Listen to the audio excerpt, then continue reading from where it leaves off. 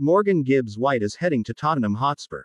The 25-year-old has been the subject of plenty of transfer speculation over the recent months, ever since Pep Guardiola had a chat with Gibbs-White in front of the cameras after Man City's FA Cup semi-final win over Nottingham Forest.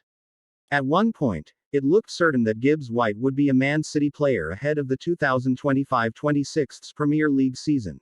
However, a move was never made, and instead, the Manchester club added Tijani Reinders and Ryan Cherki to their squad.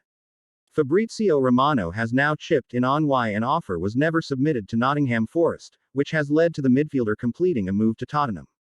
Man City wanted multiple stars over Morgan Gibbs-White.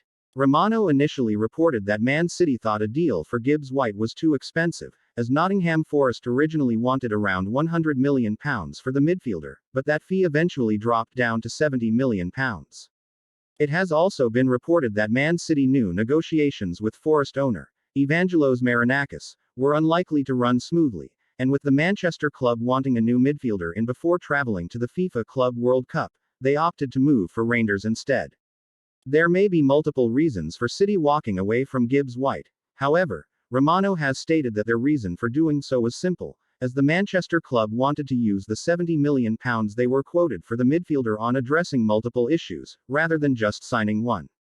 Morgan Gibbs-White was on the list of Manchester City during the beginning of the summer transfer window, but then they decided to go for a different strategy, Romano said on his YouTube channel. Instead of spending big in that position, they wanted to spend the money on several positions, so they signed Ryan Cherki for the creative attacking midfielder, and now Morgan Gibbs-White is going to Tottenham Hotspur.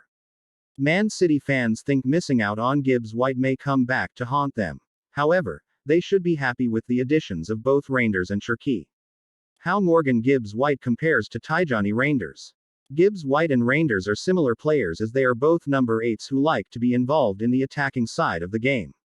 The Dutch star is the more well-rounded out of the two and can essentially do everything in midfield, but there is an argument to be made that the Englishman is better in the final third of the pitch, despite the Man City star scoring more last season.